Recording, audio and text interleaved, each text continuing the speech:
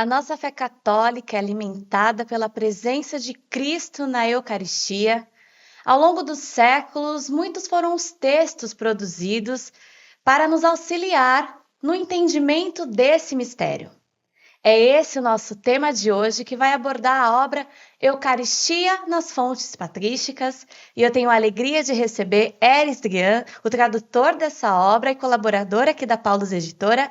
Eris, seja muito bem-vindo e obrigada pela sua presença. Imagine, Jennifer, eu é que agradeço. Obrigado a você pela oportunidade de estar aqui.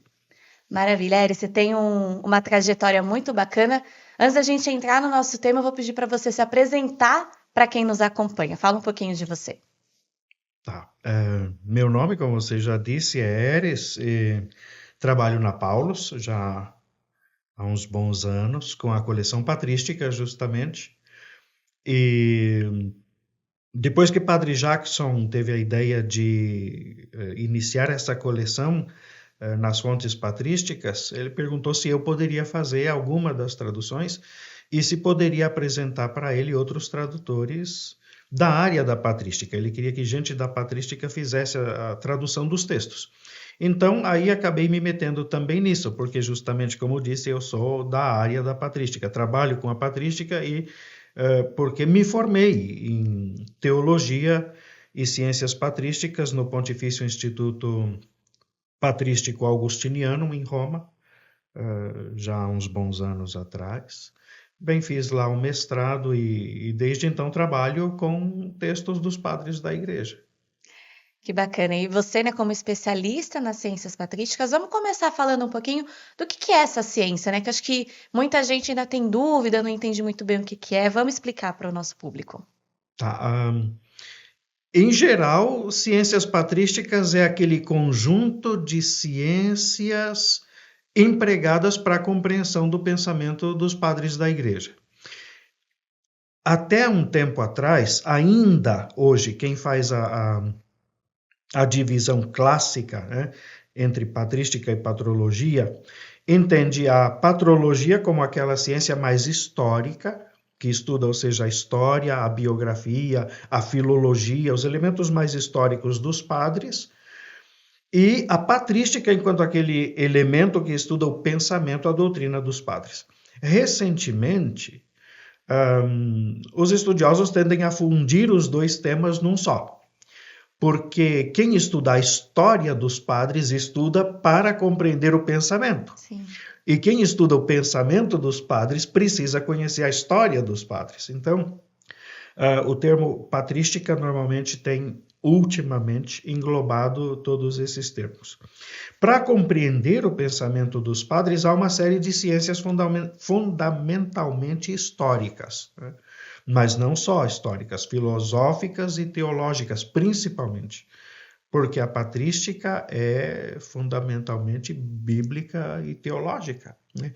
Não temos patrística se a gente tira, por exemplo, Jesus Cristo, escritura dos padres. E quando a gente fala de escritura, Bíblia, e quando a gente fala de Jesus Cristo, revelação, inevitavelmente a gente fala de teologia, né?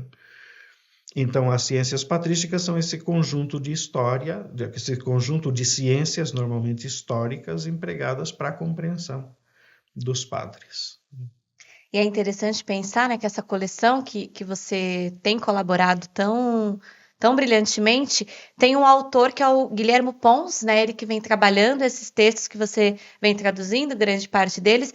Quem é Guilherme Pons, né? Quem foi esse autor? Vamos falar um pouquinho sobre ele para a gente depois entender as obras que ele nos deixou. Eu tinha já o padre Guilherme em mente quando falei das ciências históricas. Muita gente que estuda ou teologia, ou filosofia, ou mesmo literatura antiga, pode estudar os padres de diversos pontos de vista. Podem ser estudados do ponto de vista da literatura, mas aí você estuda só a literatura patrística. Do ponto de vista da história, você estuda só a história. E assim por diante. O padre Guilherme Pons é um sacerdote espanhol, ele é doutorado em História da Igreja, né? E eu te confesso que eu não saberia dizer que área de história da igreja ele escolheu para se formar. Quando a gente se forma, a gente se forma em engenharia ou em teologia Sim, ou o que for, mas a gente escolhe sempre um setor sobre o qual a gente se debruça para fazer monografia, TCC, todas essas sim, coisas, né? sim. Não sei que área ele escolheu, mas ele desde sempre, todas as suas obras, ou 99% delas, lidam ou com a figura de Nossa Senhora, de Maria, ou com os padres da igreja, com a literatura patrística.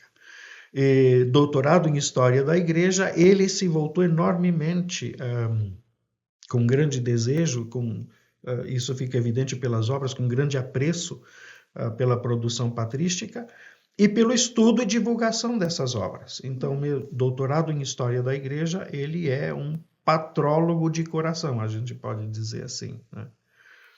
Até porque, como tinha dito logo na apresentação da matéria, ciências patrísticas como um conjunto de ciências fundamentalmente históricas, sendo formado em História da Igreja, ele tinha já um passo de vantagem Sim, para o conhecimento dos padres, né?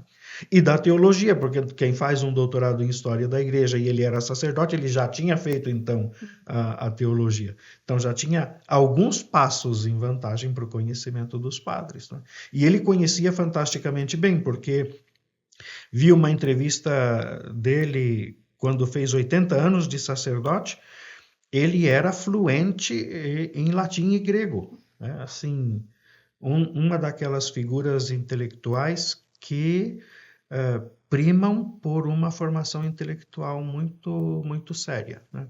A gente hoje estuda latim, estuda grego, mas a gente não fala latim, sim. não fala grego clássico, não é, normalmente, salvo um ou outro que se dedica bastante mais a esses estudos. Bem, Padre Guilherme Pons é essa figura apaixonada pela patrística, que nos deixou obras como a que nós temos aqui, primorosas no conteúdo e no trabalho de pesquisa, né?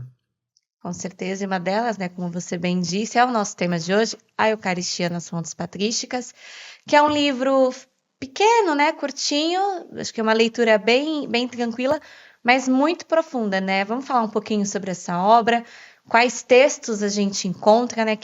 Quais padres estão presentes nessa obra, A Eucaristia nas Fontes Patrísticas. Esta obra, a Eucaristia nas Fontes Patrísticas, esta e as outras desta série, Sim. são obras breves, mas são de uma densidade muito grande, porque o material que está aí é muito rico, filosoficamente, teologicamente, principalmente. E esse material que o padre Guilherme Pons compilou para a gente é um material muito rico historicamente no conjunto de obras apresentadas. Porque, veja, nós temos aí, há aí autores com os quais eu, em 15 anos de trabalho com textos patrísticos, não tinha ouvido falar, Nossa. né? Como Cirilona, por exemplo. E alguém disse, mas quem seria alguém da preparação do texto? Quem seria esta senhora? Isso não é uma senhora, é um senhor. Às vezes a gente, só Um um parênteses. parênteses, às vezes a gente encontra nomes que enganam a gente, né? Como eu Sim. uma vez ouvi um compositor de música clássica, Bela Bartók. Aí eu falei, mas quem que será essa compositora? Me disseram, não é ela, é ele. Eu falei, A língua bem, engana. a língua engana. Cirilona é um dos padres da igreja presente no livro, mas há nomes muito conhecidos de todos nós. Santo Agostinho, São Jerônimo, São Basílio, São Gregório Magno, Leão Magno, e muitos outros, são mais de 30 autores ao todo na obra. E as obras que são citadas desses autores são também de um arco muito diverso. A gente tem poemas, a gente tem principalmente sermões, cartas, mas temos também tratados, como tratados de São Basílio, tratados de Santo Agostinho, tratados que são fundamentalmente também discursos específicos sobre um determinado tema, uma determinada matéria. Mas normalmente, como disse no começo, qualquer que seja o gênero de obra que nos é apresentado, essa obra lida sempre com o evento da revelação. Né? Sempre Jesus Cristo, sempre, no caso, a Eucaristia. Não sei se fui muito longe na pergunta ou se acabei me distanciando da pergunta. Não, acho que a gente está conseguindo compreender. E quando a gente olha, né, Eris, essa questão da Eucaristia, né, eu até comentava no começo e a sua fala acho que concretiza isso, que a nossa fé ela é de fato alimentada pela Eucaristia. Então acho que daí a importância da gente se aprofundar nesses textos e conhecer essa beleza, esses escritos que a gente tem, né? A gente tem a sorte de ter tantos registros sobre esse tema, então é muito importante a gente conhecer realmente, né? Definitivamente, a Lumen Gentium, que o padre Guilherme Pons cita, diz em determinado momento, a Eucaristia é fonte e cume da vida cristã. Né? Os padres entenderam isso do início ao fim da patrística. Né? Do início ao fim, digo, por causa do autor São Damaso, oh meu Deus, agora me escapa o nome. A gente descobre e põe aqui na edição. O autor da fé ortodoxa, não é Damaso. Do Damasceno. Opa! São João Damasceno, que é considerado o último dos padres, né? Quando acaba a patrística, do início ao fim, porque temos aqui Inácio de Antioquia, que é dos primeiros, né? Da patrística apostólica ou subapostólica, até São João Damasceno, do início ao fim. A Eucaristia, e veja, do início ao fim da patrística, porque eu comecei essa resposta citando o Lumen Gentium, ou seja, não tem igreja sem Eucaristia. Né? Falei, aqui nós temos fontes patrísticas, mas essas fontes patrísticas nutrirão a escolástica, a Idade Média, moderna, contemporânea, e nós. Né? Não temos aqui um material de lá desconectado de cá. Né? A mesma fonte que os alimentava, fonte e alimento, veja, é a mesma fonte e o mesmo alimento de que a gente dispõe. Né? E não poderia ser diferente, porque é aquilo que nosso Senhor nos deixa como alimento em que Ele permanece entre nós, no seu corpo, sangue, alma e divindade. Né? E quando você fala, né, esses séculos que separam assim, o começo, o meio e o fim, mas é interessante a gente perceber que a gente não lê um texto antigo no sentido de velho, mas muito atual, né? Como que esses textos falam para a gente hoje, para a igreja de hoje? Olha, hoje eu diria, dos muitos temas da obra, talvez dos muitos temas da obra, todos necessários para a gente, um deles eu diria que merece destaque hoje, fundamentalmente. Nós vivemos tempos de fragmentação dos mais variados tipos, que tem um impacto grande na nossa sociedade e nos fragmenta também como sociedade, como corpo social, como corpo político, até se a gente quiser, mas nem precisamos ir lá.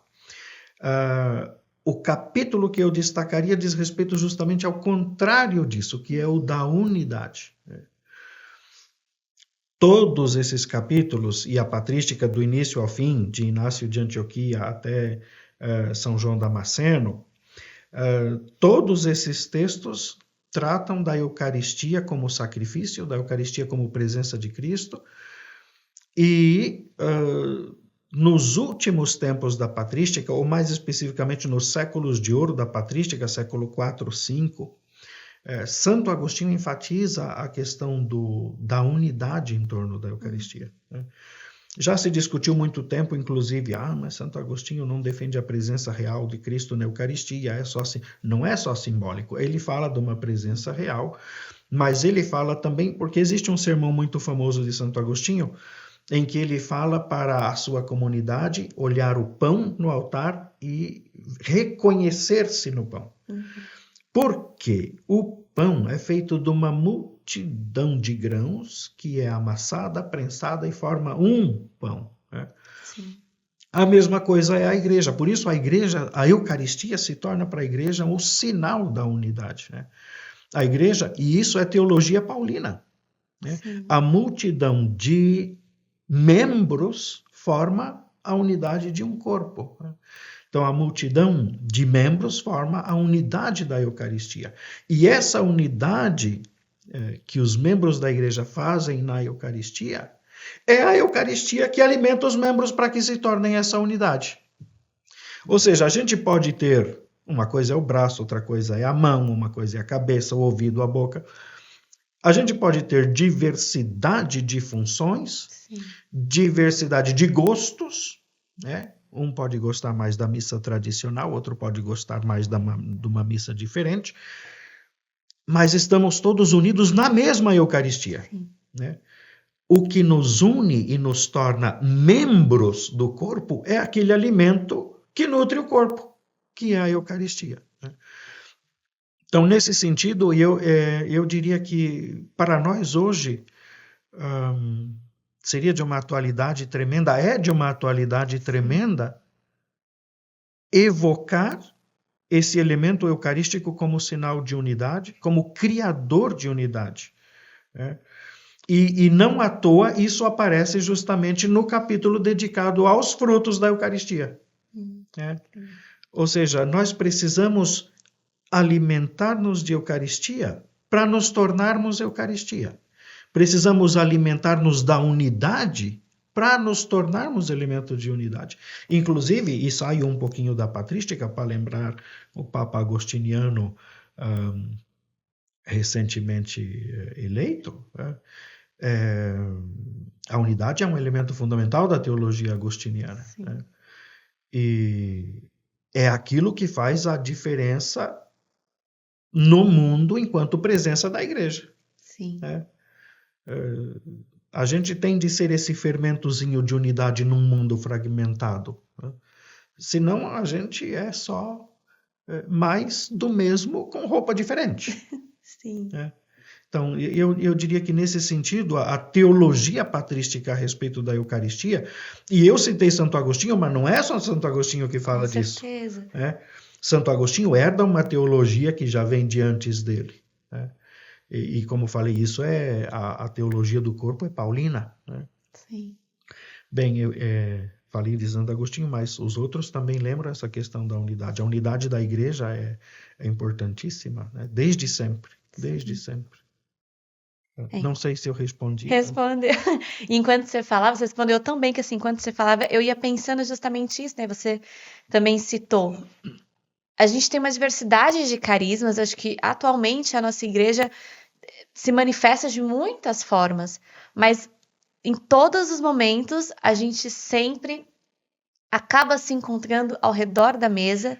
Sim. E fazendo aquilo que Jesus disse para que a gente fizesse, né? Assim, façam isso em minha memória. A gente pode andar e experimentar de tudo um pouco. A gente sempre volta ao redor da mesa, né? Eles acho que isso é a beleza e comprova realmente que a Eucaristia é o nosso alimento eterno, né? E se você me permite, desculpe te interromper. Imagina! A mesa onde se partilha o pão. Os padres fazem questão de lembrar que uma das primeiras expressões para designar a Eucaristia é a fração do pão, Sim. que é o que Jesus faz na Eucaristia. Né? Sim. E o pão é um elemento presente, eu vou dizer, em toda a cultura. Eu nem sei se em toda a cultura, mas eu acho que em toda a cultura. Sim. Né? Não escolheu, por exemplo, tem alguém que não gosta do pão X ou do pão Y, mas o pão tá ali. De um jeito ou de outro, com uma característica ou outra, o pão é universal. Né? Sim. E não é como... Eu vou banalizar um pouquinho, se você me permite, mas algumas banalizações permitem a gente ter uma ideia da força daquilo que a gente tem. Não escolheu, por exemplo, como a coisa complexa de festa de Natal, que é a salada ou o arroz com passas. Sim. Ele escolheu um elemento no qual deixar-se para um mundo em que não há complexidade, não há distinção, não há divisão, não há polêmica. Sim. Eu falei, há pães de A distintas passa é cascas. polêmica. A passa é polêmica. Sim. Ela é rejeitada por uns, acolhida por outros. O pão não é rejeitado. O pão, esse elemento genérico, não me refiro à característica e à especificidade, mas é um elemento do qual não tem cultura que abra mão. E acho que demonstra também, né, o próprio mistério também encarnado, né, assim, de ser acessível para todos nós, né, de como você diz, não ser algo polêmico, não ser algo que nos afaste, mas que nos una. Eu queria retomar também numa outra fala sua, Eris, que eu achei muito interessante, da questão da gente se alimentar da Eucaristia para ter uma ação concreta, né? A gente às vezes se pergunta muito assim, por onde começar? O que eu faço? Me faltam forças para a caminhada, sendo que o que a gente precisa estar ali toda semana, é só a gente buscar. Eu acho que a Eucaristia também tem esse poder de transformação, e certamente os padres patrísticos falam muito disso também, né? Em todos os seus textos, para a gente se alimentar e agir. Sim, eu me lembro de um especificamente, eu talvez não me lembre do número, porque eu tenho sempre dificuldade com número, São capítulo, muitos textos versículo. também traduzidos, né? A gente compreende. Mas é São Cipriano, num momento... São Cipriano vive num momento complicado para a igreja africana, que enfrenta duas perseguições. Uma no começo da atividade dele, outra no fim da atividade dele. Ele foge na primeira, ele é mártir e se torna mártir na segunda. Bem, nesse meio, entre 250 e 258, a carta 57, se não me falha a memória, que é citada neste texto, a Eucaristia é o alimento que fortalece para a perseguição que está por chegar.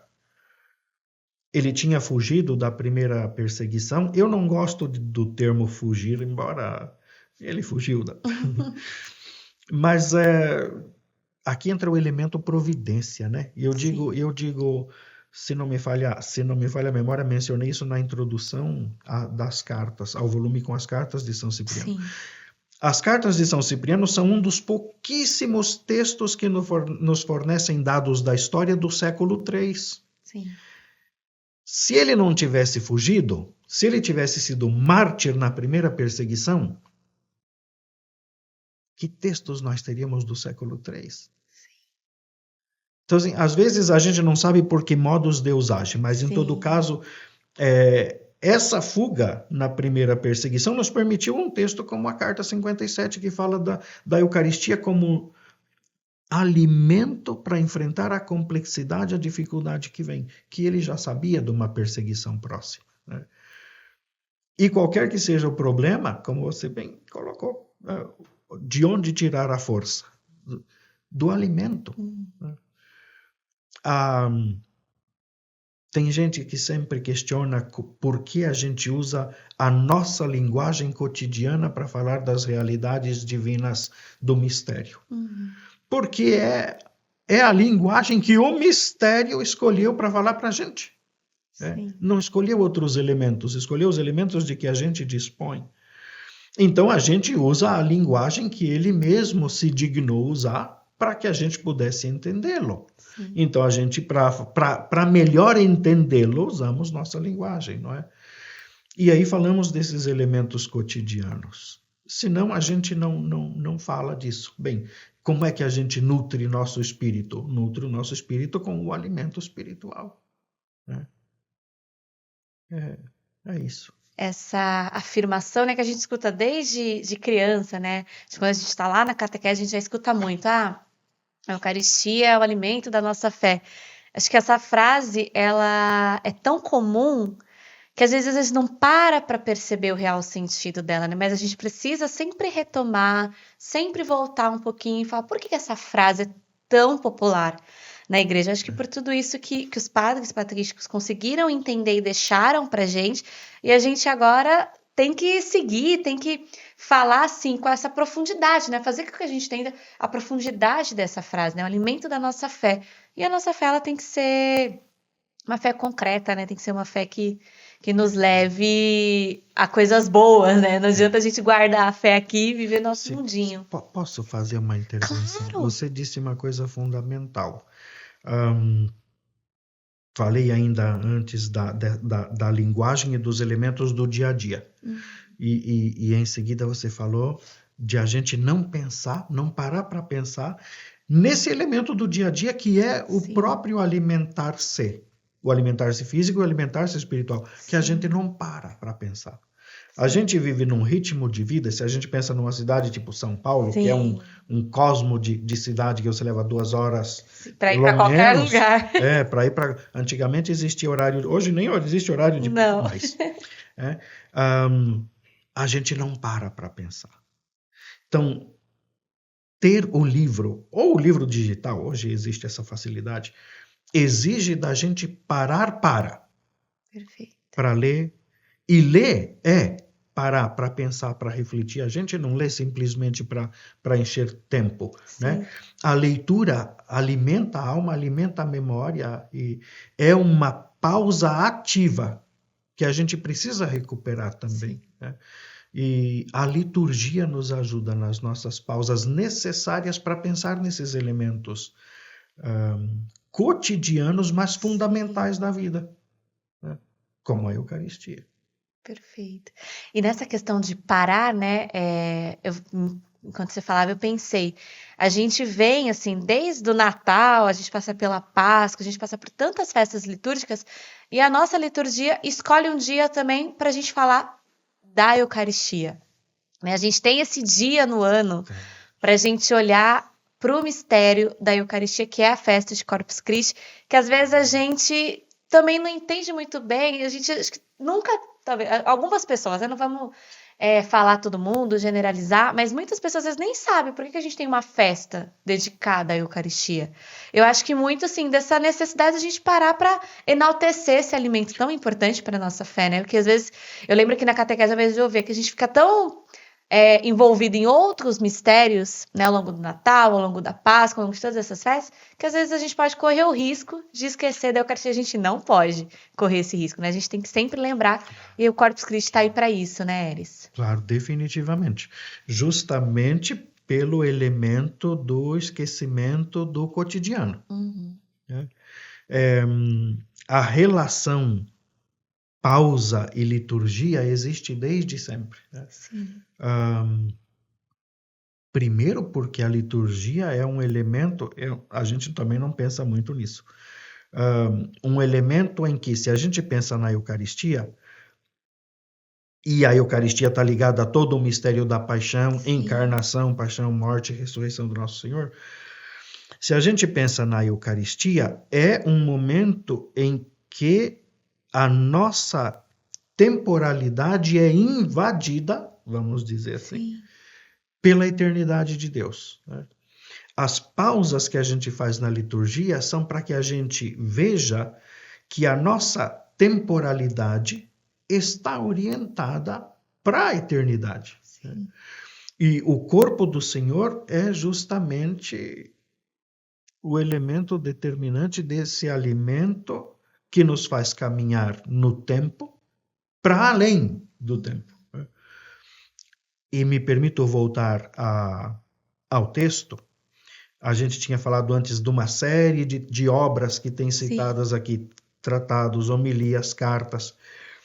E o padre Guilhermo Pons teve a premura de colocar também imagens arqueológicas do que a gente chama de arte paleocristã, aqueles elementos do cristianismo antigo que figuravam a Eucaristia como o banquete eterno, né, no qual somos alimentados aqui para essa dimensão justamente da qual eu falava, alimentados de Cristo aqui para caminhar para Cristo lá, né? O Corpus Christi a Eucaristia, porque ele tem sentido na Eucaristia e a Eucaristia não são celebrações isoladas, é justamente para que a gente possa parar e celebrar. Sim. Esse elemento eucarístico é fundamental para essa caminhada, para esse percurso. Né? Nutrir-se do corpo do Cristo aqui para ser o corpo do Cristo aqui, caminhando para ser o corpo de Cristo na glória. Né? A gente não será menos igreja lá, pelo contrário. Não? Com certeza.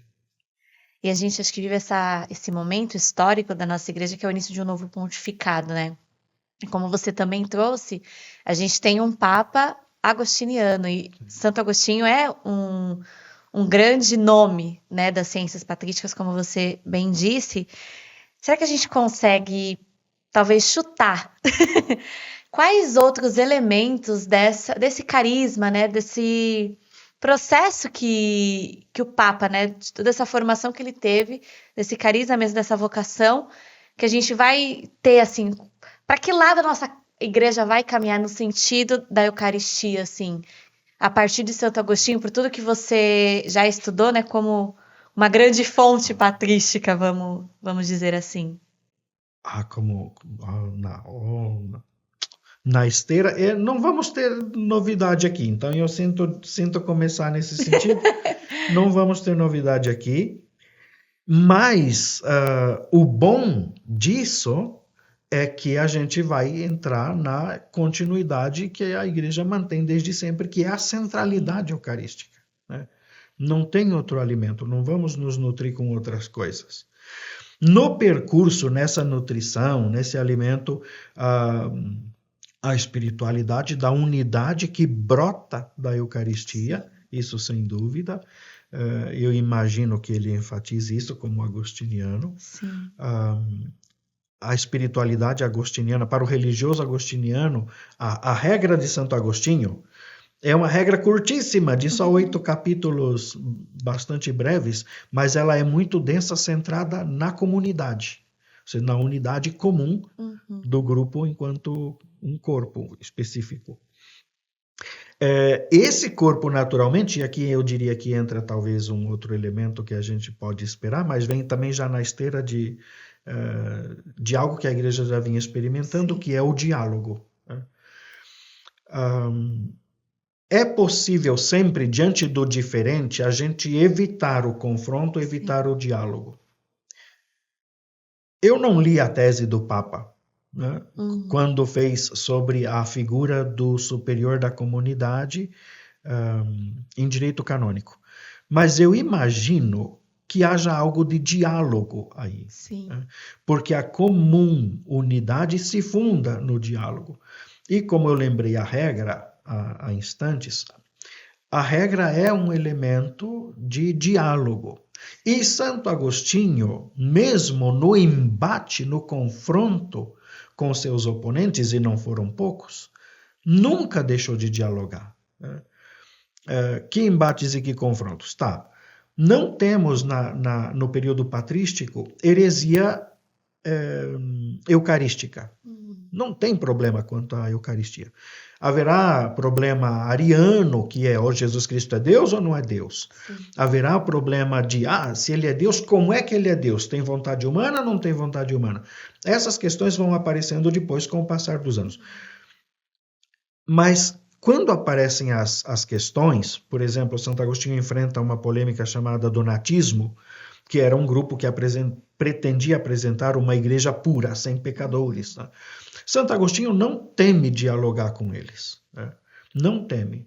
E apresenta sempre, contrapõe sempre uma teologia muito sadia que apresenta uma igreja onde o fraco também se nutre da Eucaristia. Né? Não é para o forte que vem nosso Senhor. Né? Não é para o são que existe o médico. Tá? Outra polêmica que Santo Agostinho enfrenta é a polêmica pelagiana os donatistas de um sujeito chamado Donato, que é quem começa o movimento, a polêmica pelagiana de um sujeito chamado Pelágio, que começa também um movimento que diz que a graça de Deus é o fato de a gente ter sido criado imagem e semelhança de Deus, e isso basta para que a gente faça a vontade de Deus. Nem o pecado de Adão prejudicou a humanidade, prejudicou Adão só, e nem a ressurreição de Cristo implica a minha ressurreição. A ressurreição de Cristo é a ressurreição do Cristo só. Agostinho diz, opa. E se é assim, que sentido tem a cruz de Cristo? A cruz nos dá um a mais que a natureza não tinha. E essa é a teologia da graça. Mas eu vim aqui, todo esse percurso, para dizer Santo Agostinho não se nega ao diálogo. E como agostiniano, olha que percurso até chegar à pergunta. Como agostiniano, eu penso que o Papa será um Papa de diálogo. Ele foi superior geral da congregação dele, da Ordem de Santo Agostinho, e teve necessariamente de dialogar com outros superiores regionais pelo mundo todo, seguramente teve problemas de maior ou menor grandeza, onde tem ser humano que não tem problema. Exatamente. Então, eu penso que isso, uma igreja centrada na Eucaristia, uma Eucaristia que nutre para a unidade, uma unidade que se constrói no diálogo, mesmo com o diferente. Mesmo na diversidade. Mesmo na diversidade, sim. E Eris, a gente já está indo, caminhando para o fim do nosso bate-papo, mas eu queria que a gente, antes de terminar, olhando para o livro, e por todos esses anos de estudos que você se dedica, que a gente deixasse, assim, para quem nos acompanha, a mensagem do valor teológico dessa obra para as nossas comunidades, para as nossas paróquias, para os nossos padres, A gente falando tanto assim que é um texto atual, hoje, o nosso povo de hoje. Qual que é o valor que esse livro tem para a igreja de hoje? Este texto reflete essa obra composta de muitos textos, isso é importante de muitos autores. Ele é pequenininho, mas ele é quase uma enciclopédiazinha, se a gente pode dizer assim, e o diminutivo é de carinho, não é de depreciação. Uma enciclopédiazinha de Eucaristia, de espiritualidade, de doutrina, e como é típico, isso eu digo sempre, onde tenho de falar de patrística, e eu tenho um grupo de pesquisa na Faculdade de São Bento de ciências patrísticas, e digo sempre, se a gente vai falar de filosofia, se a gente vai falar de teologia, falar de textos dos padres da igreja, de doutrina, de mistério, é sempre falar de uma teologia muito prática. A gente vai, de fato, através desses textos, desses autores, entrar numa compreensão do mistério, porque é para isso que eles existem.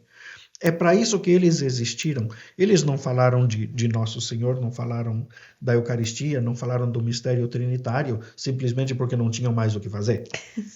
Não.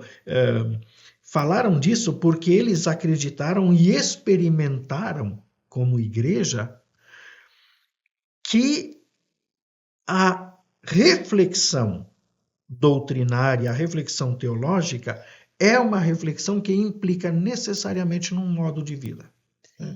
Lembrei ainda agora a questão Jesus Cristo, se é Deus, se não é Deus, o arianismo. Que tem isso a ver com uma questão prática da vida? Isso tem a ver necessariamente com o mistério da salvação. Porque se ele é o mediador precisa ter as características daqueles entre os quais media. Sim. Se ele não é Deus, ele vai mediar entre os homens e quem? O Cristo que se dá como alimento eucarístico, se ele não é o alimento da eternidade, qual a diferença entre comer o pão eucarístico e o pãozinho da padaria ali? Então, a reflexão teológica, o valor teológico desses textos está no fato de nos ajudarem a entrar no mistério e viver o mistério. Não tem, eu digo sempre, não tem reflexão patrística que não acabe, de um modo ou de outro, numa implicação com o cotidiano da vida da gente. Seja que eles tenham escrito tratados, esses tratados, sua elaboração de um jeito ou de outro, implica sempre uma catequese, é sempre instrutivo, orientativo para a gente entrar no mistério. E é para todo mundo, né? Que às vezes a gente pode pensar que isso deixa para o Eres, que é especialista em ciências patrísticas. A gente fica pensando que esse livro não é para mim, mas é para todo É mundo, para né? todo mundo. Você lembrou bem quando fez a pergunta para o padre. Não tem um destinatário específico. Sim. Esse livro não tem. Eu não posso dizer, é para padre, para catequista. Todo mundo. Todo mundo. Mas eu nem sou cristão, não tem problema, leia. É um Porque livro você vai histórico também, entender, né? vai entender quem somos, o que Sim. cremos, de que nos alimentamos. Mas assim, se eu tenho de falar para cristãos, para católicos, tal, é para qualquer católico. Não é uma obra para especialista. Os padres, essa é outra grande vantagem de ler os padres da igreja. Às vezes a gente encontra um ou outro texto um pouquinho mais duro. Mas eles falavam para o povo, para a catequese, para a instrução, para a orientação. Né?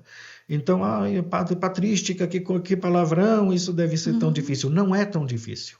Tá? Então, o livro é para quem está começando, o livro é para quem já começou, é para padre, é para bispo, é para catequista, é para quem está iniciando a catequese, não tem um destinatário específico. E quem quer que seja o destinatário não vai ter dificuldade com o texto.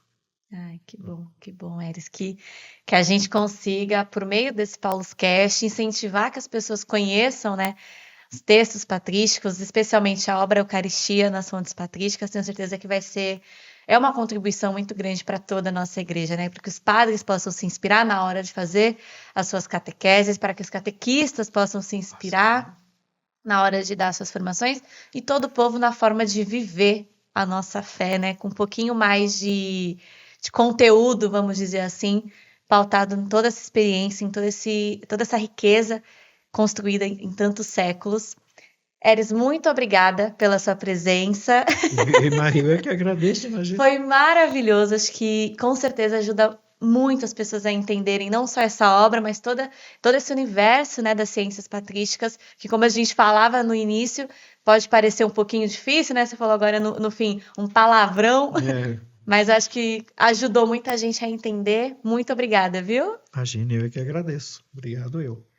E você, né, que ficou curioso, se interessou por esse livro e por todos os outros da coleção Temas Patrísticos, pela coleção patrística também aqui da Paulus Editora, é uma das queridinhas aqui do nosso catálogo. Você pode consultar toda a nossa rede de livrarias Paulus pelo Brasil, também no nosso site, no Televendas. Não deixe de acompanhar a Paulus nas redes sociais, pelo @editora_paulus. Aqui no YouTube, ative as notificações, siga o nosso canal, fique por dentro de todas as novidades. E muito obrigada pela sua companhia. Até a próxima!